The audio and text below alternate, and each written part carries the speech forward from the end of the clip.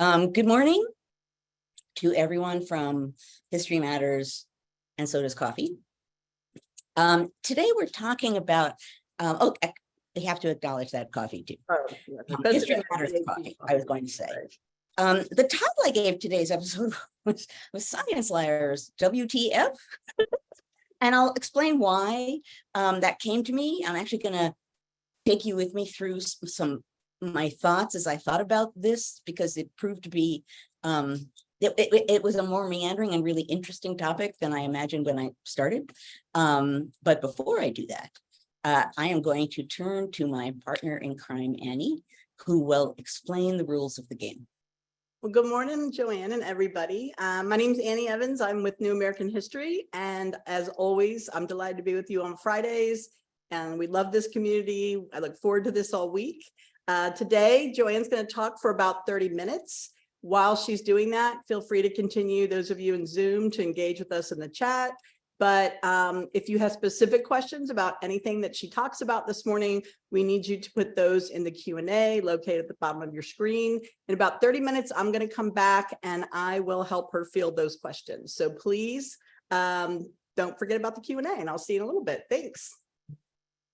Excellent. Now, as ever, honestly, I feel like I think about the topic.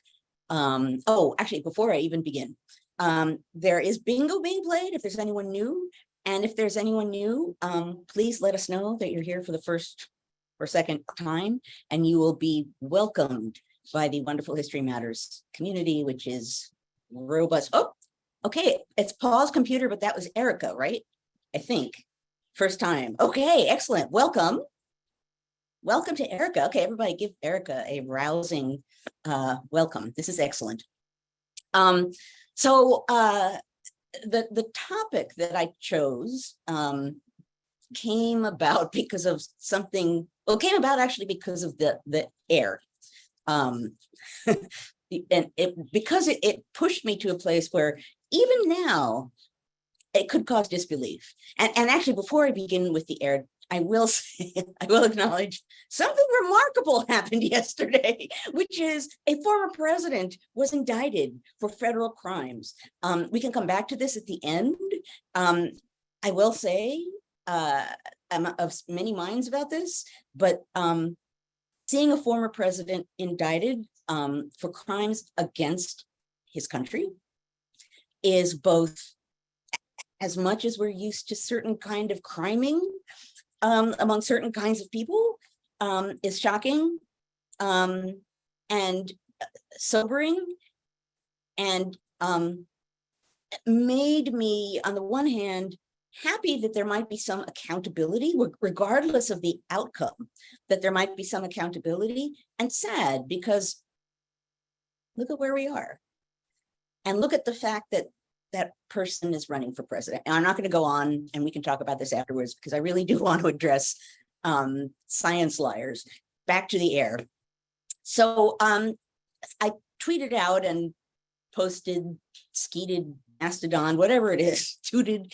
I put out in a variety of different platforms the picture from yesterday. I was working at my desk back there, and I was not looking outside for a very long time, and then I turned around and everything was like red orange, and when you haven't seen it coming and you just notice it, it was shocking, right? And I ran for my camera or my phone and I took a picture because I couldn't quite believe it, and I focused on it for a little while. I wanted to make sure that I was doing whatever I needed to do to keep the air here safe for Newbie the history bird. So anyway, I was focused on that, thinking about it. I emergency bought a filter for my air purifier, which unfortunately you are hearing in the background. It's that black box over there. I haven't used it in a long time, and it's really old. And I thought, I don't care, I'm getting a new filter. And if I don't have it yet, put the old one on. At any rate, that was very real to me. It's an understatement. And then I go on social media and someone says something along the lines of, those liberals are lying about the air. It's not so bad. and included a picture which looked like it was outside a window in New York. Now, I could look outside my window, right? And see the color of the air. And there were zillions of people posting those kinds of images. The news was talking about it. There were all kinds of weather warnings on weather apps, all kinds of government organizations talking about it, right? So this seemed to me, or at least I had assumed, silly me, this is not the kind of thing we can play the, fake news game of like, my truth is my truth and it doesn't matter if it agrees with your truth and whatever. Lo and behold, there was a person who essentially, and I saw this get picked up later by some other people, and these could all be trolls, and that's fine. It's the fact that this exists that really stunned me. It got picked up as these liberals are screaming about the air, and it's because they're trying to trick us about climate control and the climate crisis. Now, I knew that was coming. When the air was bad, I was like, there are going to be some people on the right who are going to be like, oh yeah, like this just people trying to make the climate crisis, but denying that yesterday, a few days ago, looked like it looked while it was there, like in front of me, was just like off the charts, not disbelief, but I was open mouthed, right? That's quite a level. But on the other hand, someone not in New York who saw that and wanted to believe that would believe it, right? Oh, look at that, I'm lying again. Then I saw a clip of someone on Fox News saying something along the lines of those, liberal scientists want you to believe that this is extraordinary and weird, and actually it's not too bad for you, right? There are cities all over the world that are like this all the time. It's no big deal, right? Okay, so I saw all of this on the day of the orange sky, and I was kind of reeling with it, that people had found a way to politicize the fact that the sky was red and it was dangerous to breathe. And it was a fact, and anyone in many different cities could look outside their window and see it, and people all over the place, not just institutions of government, were talking about it, and there were still people who stepped forward and said, nope, doesn't exist, and it's not too bad anyway. What do the scientists know? They're all a bunch of liberals. Okay, so when I was casting about, thinking, what did I want to talk about? And of course, this is, as ever, I decide on a topic and then there's like some huge news dump. I'm like, I know, science liars. And it's like, the president has been indicted. Really? And this time I stuck with my guns. But what I ended up thinking about, oddly enough, this is going to be an academic moment, was a book that I read in grad school. So maybe 30 years ago, I don't know, called A Social History of Truth. I think his first name is Stephen Shapin, Shapin, and I know you brilliant people will come up with the book. It's by a sociologist. Shapin is a sociologist. It is a dense read, I will say, but what stuck with me for 30 years was the essential argument that he was making in that book. So A Social History of Truth. He was interested in understanding how the idea of truth gets treated by different communities at different times. And he used science as his measurement stick, right? How do people think about science? Because you assume science equals facts on a certain level. So how does that connection, how does that change? How do people reckon with that? And how can that possibly be controversial, other than the fact that some people might not like new inventions? So he actually goes back before my time period to the 17th century. And he looks at essentially gentlemen, sort of elite folk in I think the mid and late 17th century.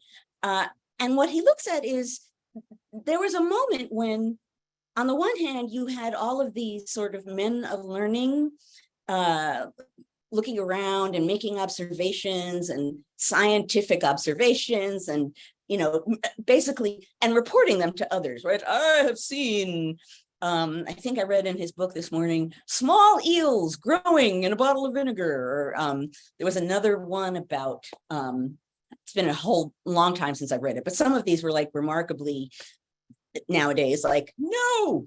But at any rate, the gentleman, and Jefferson falls into this category, right? Looking about, observing things, coming up with theories, reporting them to others. And the conflict, the problem that came up at the time was, what if gentlemen did not agree on what they saw or what it meant? Which sounds silly, but if you're in that time period, if you're a gentleman, lying is the absolute worst thing you can do, right? It means you're not a gentleman. It means you have no reputation, you're not worth trusting. So Chapin looks at this and says, okay, so here are people who claim to have observed two different things, whether they did or not, we don't know. They're both gentlemen. They disagree with each other.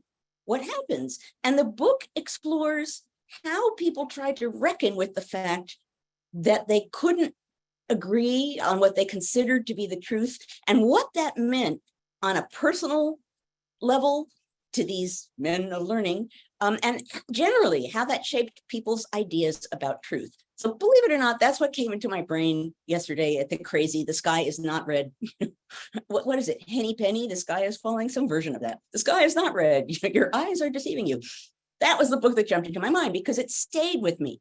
That idea that there's this group of disparate group of educated men making what they believe to be on some level scientific observations and reporting them, and then getting in conflict and not knowing what to do about that. And on some level, it was personal, right? What you say affects my reputation because it conflicts with what I have said.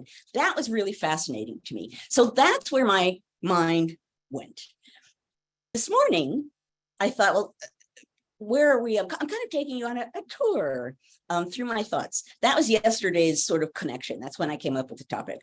So today, the question I asked myself when I was thinking about this episode is, so where are we now in relation to that? And of course, I made some obvious connections, like what's going on right now about not even conflicting truths, but just denying truths, that there's a personal dimension to that, that there's a moral dimension to that, right? I thought about the fact that this isn't just about, I think this and you think that and I hate you, it's bigger. And on a certain level, and this gets back to gentlemen and lying and reputation and honor, on a certain level, this fight over what is or isn't true is a problem of trust. And by that, I mean, we're at a moment right now in which people really don't trust national institutions. And by people, I'm speaking in a big, broad, general way. Don't trust national institutions, don't trust political institutions, don't trust authorities, and not all people disagree, don't trust elites, and don't trust each other. And if knowledge and science is based on debate and experimentation and building on the knowledge of others, first of all, it's going to be a big problem for science. But more generally, if you think about what that creates, lack of trust in national institutions, political institutions, authorities, each other, which gets us to people saying the sky is not red. That's, trust on the most fundamental level of all underlies democracy, right? You trust that people are going to abide by at least some certain core values, and you trust that the system that you've all agreed to abide by will address problems that arise, right? On a certain fundamental level, a constitution, our national constitution, is a compact. And all of the discussion we've had here on History Matters about norms, that's another way of talking about trust, right? Norms mean you assume things are going to go as they've always gone. The way that they've always gone has been fine. And then suddenly things aren't going that way. And you realize, oh, I sort of trusted that people would do what they should do. And now they're not. So on the one hand, what struck me as interesting here is that in the same way that in politics, debate and compromise is at the heart of democratic politics, and many on the right are really not interested in debating or compromising for that matter, right? It's just recently with the debt ceiling, we're holding everything hostage. And now with freezing the floor of the House, right? If we don't get what we want, then nothing happens. That's not debate and compromise, right? That's not really how democracy is supposed to work. You can do that. It's not the first time that's happened, but that's certainly not the way a well-functioning democratic form of government works, right? In another world, the Republicans would say, we hate your ideas. Here are our ideas. Let's meet and talk about this. And we're going to be tough. And we really hate these 5 ideas of yours, but we really think these 2 of ours are really important. And you fight and you disagree and you argue and you manipulate. And then in the end, you come up with a compromise, right? That shouldn't be shocking, but that's not where we are. So basically, this problem of science has within it this total sort of casting off the idea of debating and of knowledge growing and, history, the idea that you learn different histories over time, you get new facts and people interpret things differently, and that the truths of history at any given time can shift depending on the evidence. Even that is contested by some on the right? No, the history is glorious and wonderful. And who are you all revisionists? On a certain level, there is a lot of anger at people who are debating or who are acknowledging that there are conflicting ideas and that you should have a debate and use evidence and agree as a community to come together and have that kind of debate, even if you hate the ideas that the other people have. Now, what's interesting and what I was looking about this morning, and at the end, I'll mention 1 or 2 of the articles that I read this morning. What's interesting is, and let me get the facts and figures here. Okay. So, and most of what I was reading this morning was not history, so I really needed my notes this morning. In one article, and this was ironically, some of what I'm reading here is based on polls, which kind of are a form of science, but it's like Pew Research Center, Gallup polls, so it's not Joe in his basement. So according to some polls, in 1974, conservatives with college degrees had the highest level of trust in science and the scientific community, the highest level. Today, they have the lowest. Now, we're not, so I want to make the point that we should never say people who don't think like I think or who don't agree with me are stupid. First of all, that's dismissive. And secondly, it's not going to get you anywhere. And in many, many, many cases, that's not true. So don't dismiss it as stupidity. And this is a great reminder of that, right? Today, the segment of the population that has the lowest degree of trust in science and the scientific community are conservatives with college degrees. Now, in another study coming up with the same idea, this person who I think was actually a doctor said, the doubting is usually among my most, not least educated patients. Education may expose people to science, but it has a countervailing effect as well, leading people to be more individualistic and ideological. So oddly enough, people who are more educated are better at,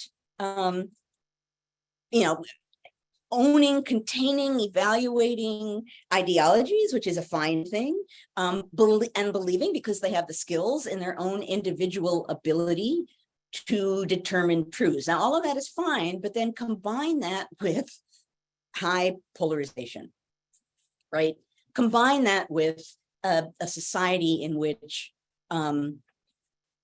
people are so divided, and there are some people who are so committed to increasing those divisions that they're flooding, particularly social media and the internet, with lies, right? That there are all kinds of disinformation floating around. I want to get to the quote here. Okay, so like there are, according to people who believe in science, there are a handful of things that people do to smack at it. One of them is, and the goal here, as I suggested a moment ago, is to silence or suppress dissent, right? There's one truth. So let's just knock out people who don't agree with us, whether it's by discrediting them or silencing them or whatever. So one thing that people do to smack at science is, interestingly, they produce fake experts who actually have no expertise in the topic under debate, but it doesn't matter, right? That they're an expert. And so they appear to be determining something. They cherry pick data and papers that challenge the dominant view. So they find a few things that discredit what people generally believe, and then that becomes all important. They deploy false analogies and other logical fallacies. This is not my language. They set impossible expectations of research. So when scientists actually produce one level of certainty, these people who want to knock at science insist that scientists achieve another. So all of that is interesting, right? And all of that done in the name of politics and partisanship and political support and promoting one worldview over another and smacking at institutions of knowledge and institutions of government that are supposed to have some conflict and are supposed to have some dissension. And that's what democracy is, right? Smacking at that is dangerous.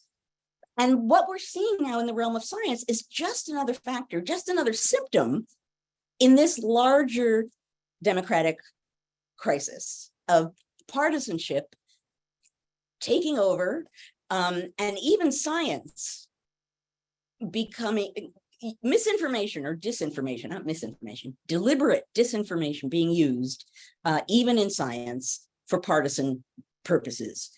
What's distinctive, according to some people, including former CIA Director Michael Hayden, I'm trying to footnote this, folks, is that, well, certainly what's not unique, but what one of the distinctive things about this moment is that this systematic kind of attack on science, on that kind of knowledge, is coming from the very highest reaches of power, like presidents, deliberately trying to confuse people, assert, I don't like fake truths, assert things that aren't true. That's distinctive, right? Again, one way in which, and I'm not saying that presidents in the past have never lied. What I am talking about is systematically, deliberately polluting the public discourse in a way aimed at promoting yourself. That's its own category. So all of this, I talk about all of this because in a sense, in the end, I say I'm running out of time here. In the end, this smack at science, this attack on science, this feeling that you can deny that the sky is red when the sky is red, it's actually part of our larger democratic crisis in which people can't agree to disagree, in which partisanship filters and shapes everything, in which there's so much information. One of the things that many of the studies I read this morning talked about was there's so much information flooding people, they don't even know how to sort through it if they wanted to. So it's very easy to believe whatever sounds persuasive at any given moment. So oddly enough, more information can help contribute to this. That in all of these ways, what we're seeing in people denying actual scientific fact is part of our larger crisis, part of the way in which we've eroded national institutions, part of the way in which we no longer trust each other, part of the way in which some people are so blinded that they're unable and unwilling to see any view other than their own. And I'm not saying that everyone on the left is willing to see a lot of other views and many on the right are not, but the right is pretty deliberately, consistently, and routinely involved in denying all but their very strict standard of what they want to be true. Now, one last point I'll make, because I think it's an interesting one and I hadn't thought of it before my reading this morning. So what do you get? Like if you, so you're a partisan follower of someone. And that side is promoting, don't trust scientists. The science that they're leading is all focused on liberal politics. They're not telling you the truth. On the one hand, if you believe that and you follow that, you get to sit in your, what everyone calls a silo. You get to exist in your space and believe what you want to believe. And it's comfortable and you have evidence and it supports your view of the world. But another thing you get, and this I hadn't thought about before, is a sense of community, which we're really lacking in so many ways right now.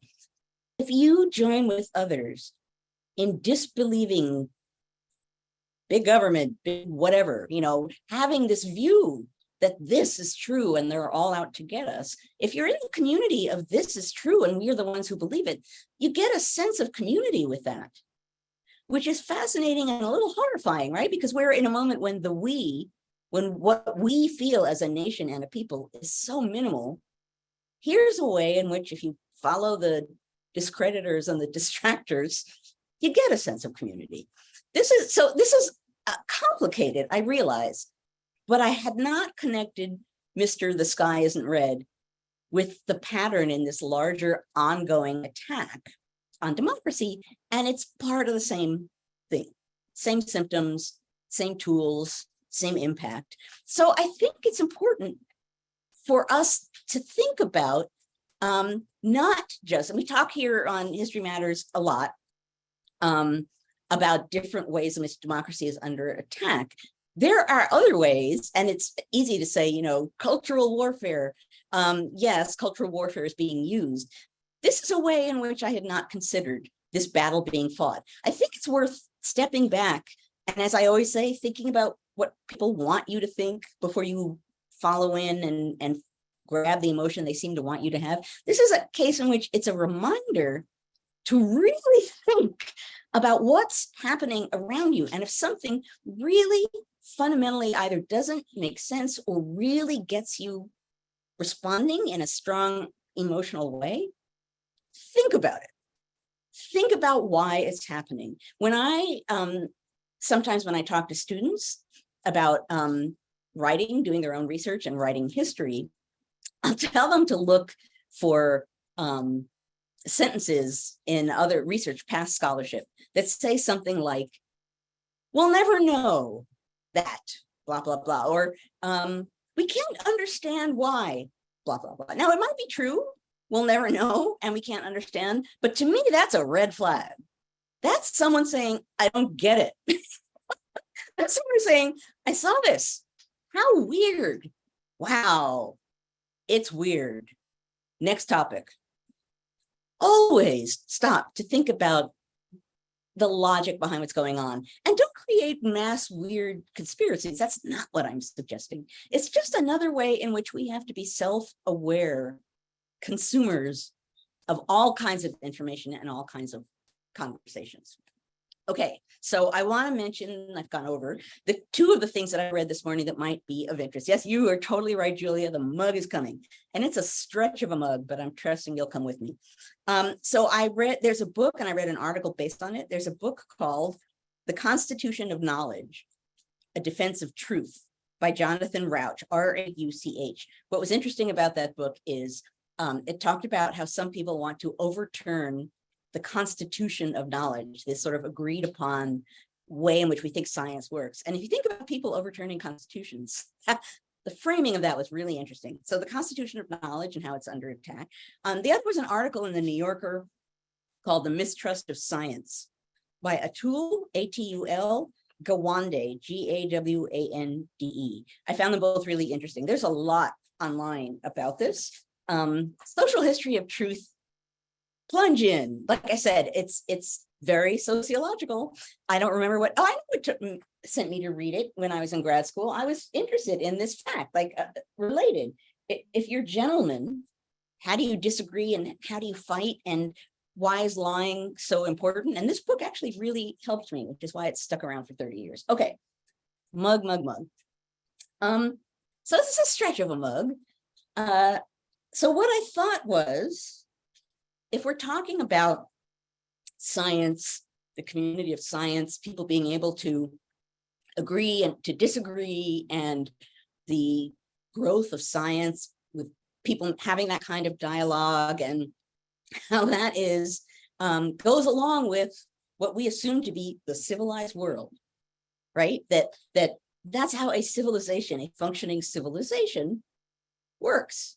And science, the study of science and ideas about civility are connected. Okay. And Annie, I think this is the mug you gave me, and it says coffee, the favorite drink of the civilized world by Thomas Jefferson. I did. I brought that from Monticello for I you. thought so. I thought so. Yep. So I know it's a little bit of a stretch, but Jefferson talking about the civilized world, and he's one of these Enlightenment men of science investigating things, not the longest stretch. So No.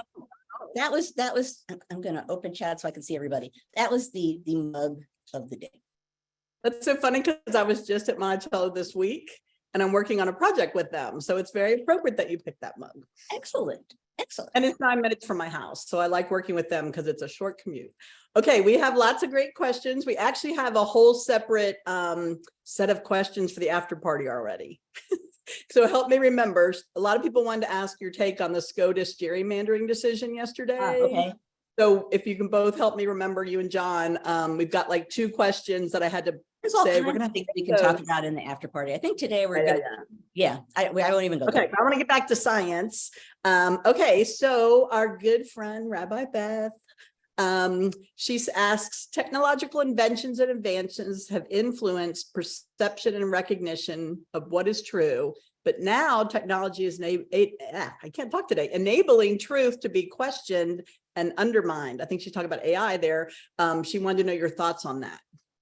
Well, that's a topic that really interests me, because technology doesn't just shape society, but it shapes democracy in really fundamental ways, because democracy at its core is a kind of conversation between citizens and each other, between citizens and the people who they give power, between the people with power back to the citizens. And any technology that shapes that kind of conversation is going to shape democracy. So my last book, I talk about the telegraph and how that freaked people out, because suddenly news is getting, by their standards, bounced all over the place with amazing speed. Wow, in an hour, I can know something that happened in Washington, which by the standards of the time is shocking, right? That makes it very, very hard to figure out what the truth is, because now there are all kinds of people making reports. There were reporters in Washington suddenly who are from very far away places and are not known commodities, and they can be now in Washington because they can just send through the telegraph what they're seeing in Washington. So suddenly you don't know who to believe, you don't know who's making the reporting. And I can't remember if it was here or not, or somewhere else recently. It might be here, and then just forgive me. The fact that I found in a newspaper, newspapers would have on the left-hand side of the page something that would say telegraphic, and it would have like the news. Did I talk about this last week? I think. Anyway, I'll sum it up really fast. Long time ago. I might have. Well, it's something that I found striking. I'm sure I talked about it before because I find it striking. So in one occasion under telegraphic, it said, you know, Mr. X and Mr. Y have fought a duel. Someone has been killed. And then underneath it, it had Mr. X and Mr. Y have fought a duel, but we actually don't know what happened. And then underneath that, it said, Mr. X and Mr. Y fought a duel, but maybe it was Mr. Z. And then on the bottom, it said, we just don't know. Maybe sort of like now they have their Twitter feed, right? Now they just have their Twitter feed going. So that's a long way around of saying, you know, the telegraph did that, radio did that, television did that. Think about seeing civil rights violence on TV and the impact that that had at that point in time. Technology always has that kind of impact. Social media obviously has and is having that kind of impact.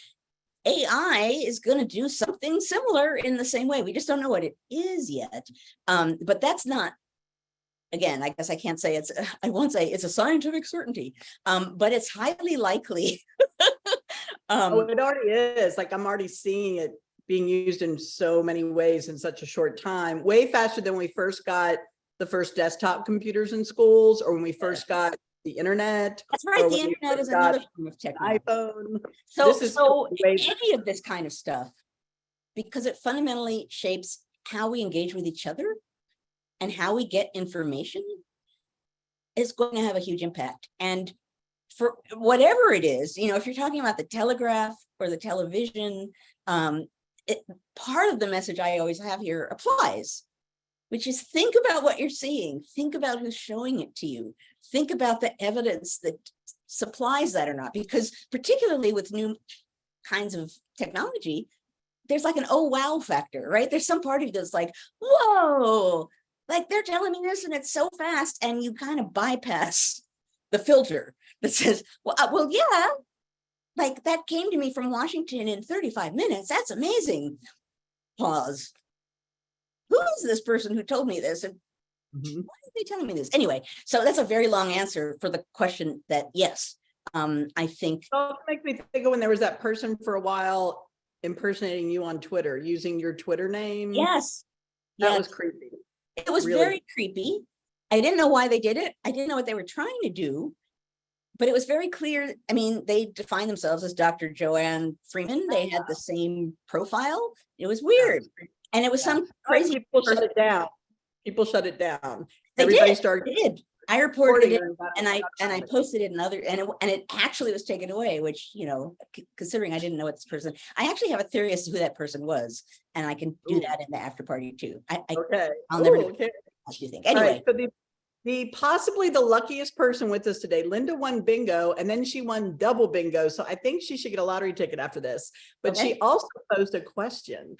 Linda's asking about the history of the terms disinformation and misinformation. She gets upset, she said, when she hears euphemistic terms that are just come out and say they're lying, right? It seems using terms like misinformation, disinformation exacerbates the problem of the independent, undecided voters who can't discern like what are the actual lies versus the truth. Right.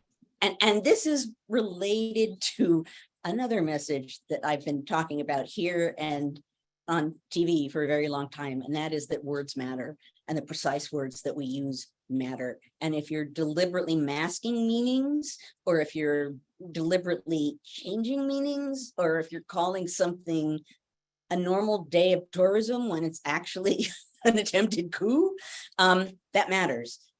In this case, disinformation and misinformation. Now, I did not go and look in a reputable dictionary based on what I saw this morning. And again, I can't remember where I read it, which article it was, but it was one of the more scholarly articles. It said that misinformation is wrong information. Disinformation is deliberate. Disinformation means someone is trying to very deliberately do something by giving bad information. Again, I don't know, folks, I would look in the Oxford English Dictionary, for example, to see how those words change over time and what they mean, but that felt that it had some resonance to it, right? Misinformation is wrong information. Disinformation has will behind it. I don't think most people are thinking about that when they hear those words. So for that reason, there are disreputable dictionaries, Dave. I won't go into that now, but there are. At any rate, most people, and certainly I never thought about the difference between those words. So that's a tricky one because there's an important difference. So those words aren't, being specific with those words in this case isn't going to help a lot because, or it will, but then we have to be specific and we have to encourage others to think specifically about the intent behind the wrong information. Is it just wrong information? Here we go. There we go, Tim. Misinformation is false or inaccurate information, getting the facts wrong. Disinformation is false information, which is deliberately intended to mislead, intentionally making the misstating facts. So deliberate disinformation, the D's go together. That's how I remembered that this morning. I think, you know, disinformation is an old Soviet term. Yeah, Urban Dictionary. I wouldn't say disreputable, but anyway, I need to stop talking to you. Not always disreputable, but some of the terms on there are not always 100%. Well, and some are goofy. I mean, Yeah, I'm now oh, thinking of sure. 19th century dictionaries. I've used a lot of weird, but anyway, I don't want to get distracted. But we know now that those words have different meanings. When we use them, we can use the right word and make it clear what we're saying, which like adds another link in our chain of trying to get some actual facts out there into the world and expose the motives of others. My good friend Jenny, another teacher friend who tunes in here, and you met her in Utah with us. Jenny asks, when the dust from the Dust Bowl made its way to the East Coast, were there people who denied the environmental reality, or did most people understand the gravity of the situation? That's a great question, Jenny. Well, so I don't have like precise information on that. The important thing to consider there that makes it harder to know the answer to that is, when did people learn that and how did they know? Right. So what form of media, like what evidence did people have? And I don't know how people responded. It's certainly conceivable along the lines of what we're talking about now, that there would have been reasons why some people would have wanted that to be true, not because they want people to suffer, but because that fact highlights something that they feel is important, and others who would like it to not be true because they'd rather not deal with those issues. So it's a great example of something, you know, you could say a scientific fact of the problem with the Dust Bowl. So actually, there's an interesting topic for a student paper. There's something that happened, the Dust Bowl. How did people evaluate that? How did they interpret it? And did it matter geographically where they were from, or politically where they stood? Or that's a really interesting, it's a good paper topic. I put in the chat to Jenny, we have a map that shows all the images from the Great Depression, but it's geolocated, so you can look up your town and it shows you every Library of Congress image. And there's some stuff in there on that too. I put the link in earlier, but if you can't find it, she knows how to find me. But that would be an interesting topic. I would also say, Jenny, who said she wants to be able to relate our current environment issues with material in class, just getting students to understand that in the past, there were people deliberately misleading or mistaking or confusion, or, you know, basically that it's always important to be evaluating information. It's not something that only exists here. And that there's a great example of why sometimes there actually are facts that happened, and that very issue. You know, I sometimes in my undergraduate courses have had to pause and talk about where they pull information from and what information they should credit or not credit, which is related to this, right? I read this and it's in this kind of book and it seems scholarly, and so now it's in my paper. And doing the kind of thinking that I talk about all the time here is important in that. So getting students of any age to think about where information comes from, and that some people want you to believe one thing, even if something else is happening, that's a great thing just for students to understand generally, that they need to be, as I said earlier, smart consumers of information and really think about what they're seeing. Yeah. And our buddy Gloria asks along that vein, can you have a democracy without educating students in history? If not history education, is not history education a prerequisite for democracy? I like that. History education is a prerequisite for many reasons, for countless reasons, actually. And that's one, you know, the simple fact of you can't understand where you are if you don't know how you got here seems pretty fundamental, but yeah. The study and understanding of history and the understanding and functioning of democracy are inextricably linked. So Tim had a really interesting question. He asked if you could think of any examples before the Scopes trial where history, or excuse me, where science, and in this case, evolution, in the public eye was kind of challenged or questioned. Like before the Scopes trial, are there other examples in history where the scientific knowledge realm was sort of challenged? Interesting. Well, first of all, and right now I don't yet have a specific example. First of all, I would say there wasn't like a scientific community or scientific consensus in the way that we think about it now until I want to say the late 19th century, maybe. So partly we're talking about, by historian standards, something semi-modern. I'm not sure the last time that something, well, I have a really obvious one. It wasn't necessarily scientific, but it shows the degree to which we all went running down a path. What was it called? The panic about the year 2000. Oh, Y2K. Y2K, that everything was Yeah. going to go down. Well, it's the end of computers. We won't be able to communicate. And the amount of play that got, and that it wasn't just like sort of marginal outliers of information saying this, right? We all were like, I never thought of that before. Now, in that case, if there were some before, but yeah, a lot of people are putting like way before, like Copernicus, Galileo, the world is flat. well, I'm sure. But for US history, I was trying to think of one. Right. Well, my mind went to Benjamin Franklin, but I can't, because that would have been a political thing, but I can't think of something that he asserted that was questioned. It's possible that he asserted something and questioned something himself. And it's also possible, it's certainly true. Okay, this is like slightly related. Science was politicized in 1792, 1793, during the yellow fever epidemic going around. There was a Republican yellow fever treatment and a Federalist yellow fever treatment.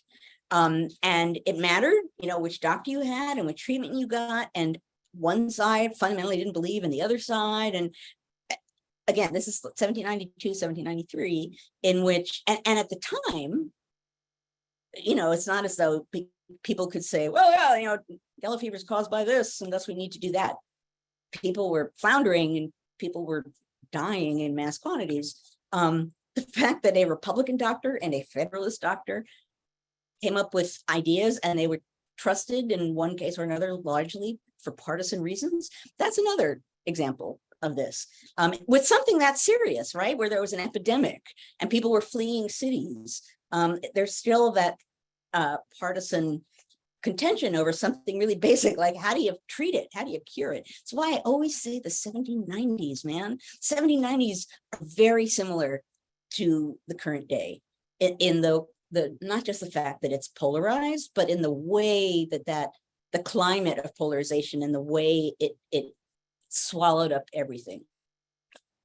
Yeah.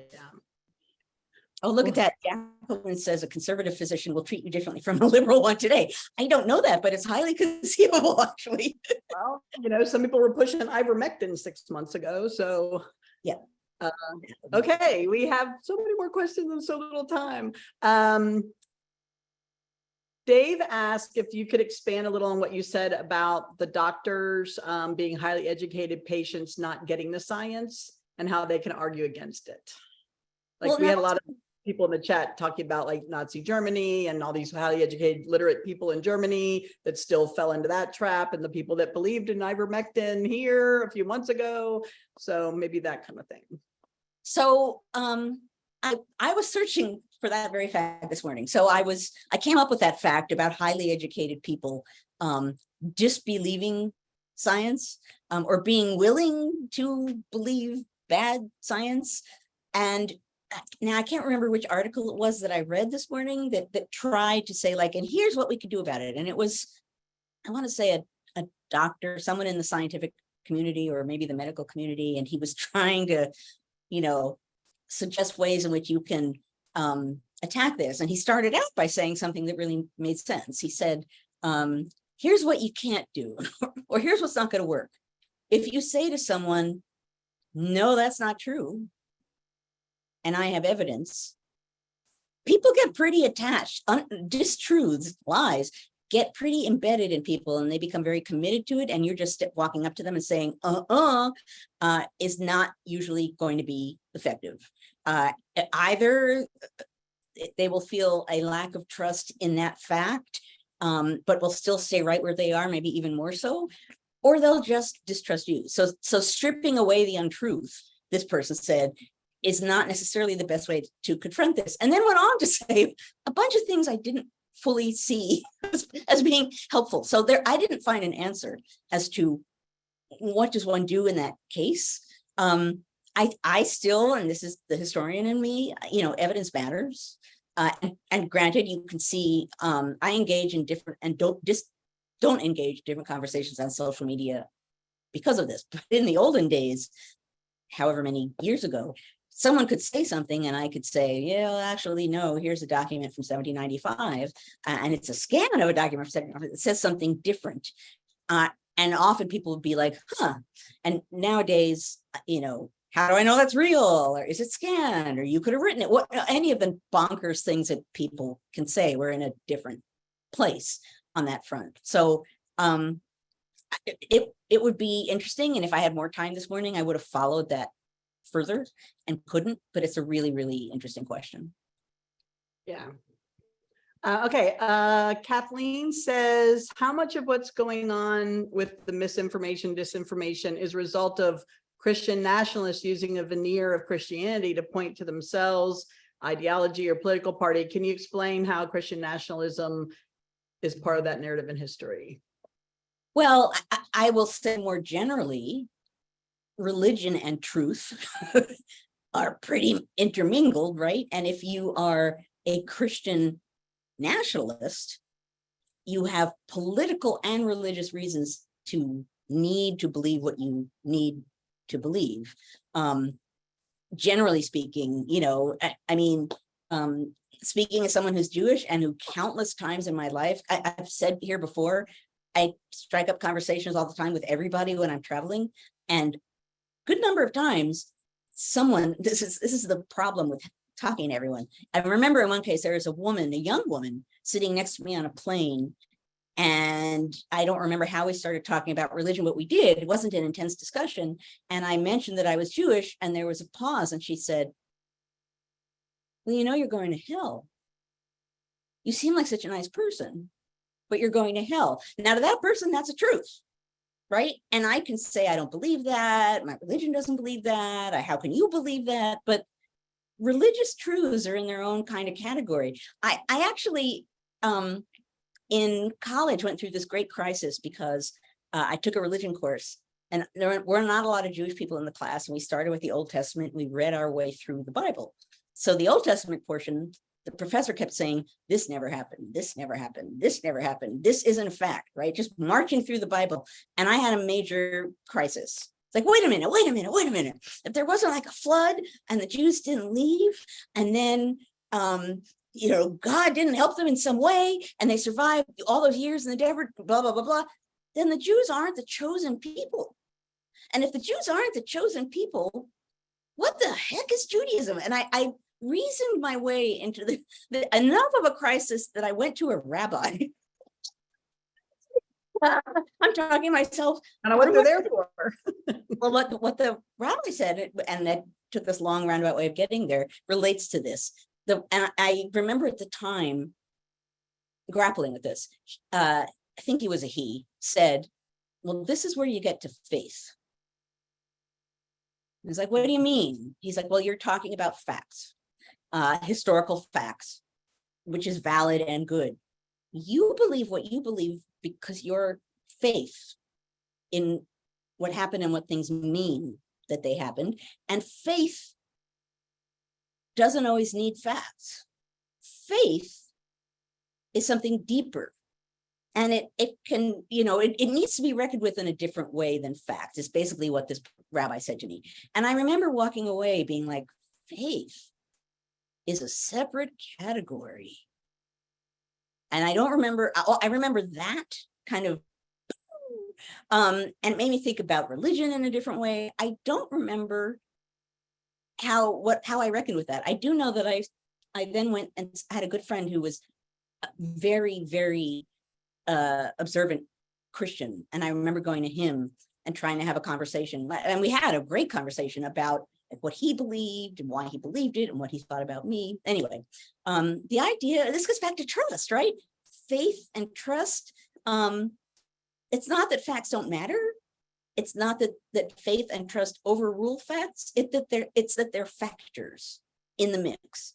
And Christian nationalists, to get us back to where we started, need to believe something politically, and religion can be really useful for getting them to believe that politically, or vice versa. Really believe something religiously, and politics can help them get there. And those things are so intermixed, and religion complicates everything so fundamentally, because then you get this really deep personal implication of disproving something. You can see how that could be a hard battle to fight, to get a Christian nationalist to stop and to have a debate with someone who really needs to believe both halves of that, but particularly the religious half, which in some way really isn't grounded. I hate to say this. There are many ways in which religions aren't grounded on facts. And I believe in Judaism and what it stands for anyway. Yeah. Can we squeeze in one more? I'm going to combine two questions. Sydney and Miranda had two similar questions, so I'm going to attempt to combine them. They're asking, how can we trust the government, science, and health when we see certain events with our own eyes? Like Sydney was talking about the sky, and people are saying, oh, it's nothing.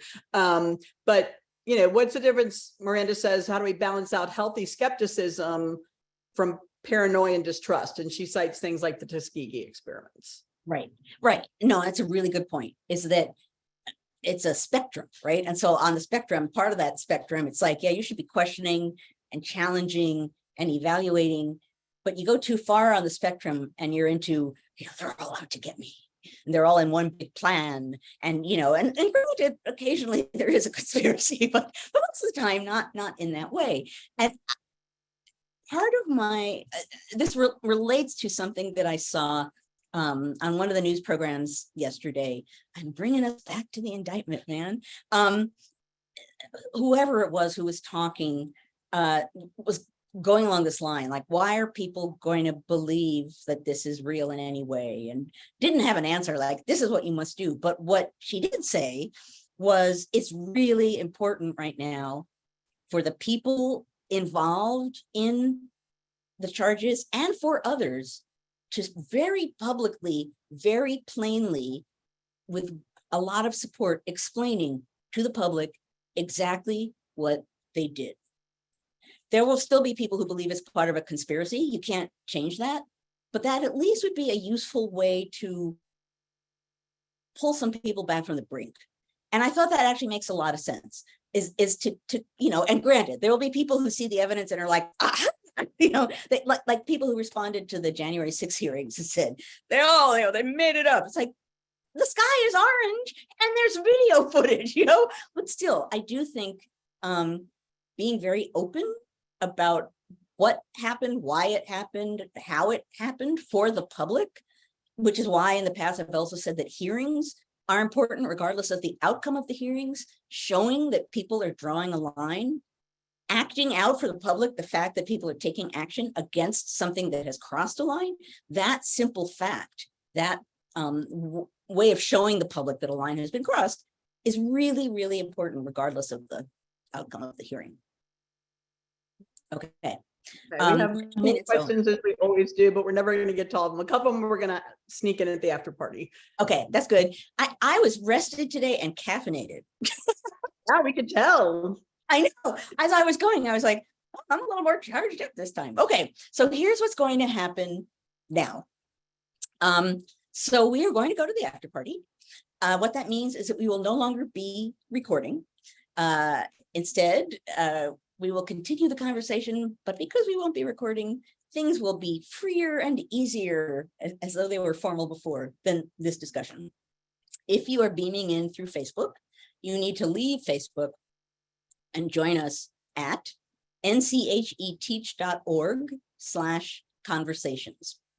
ncheteach.org/conversations, and poof, you will be in the after party.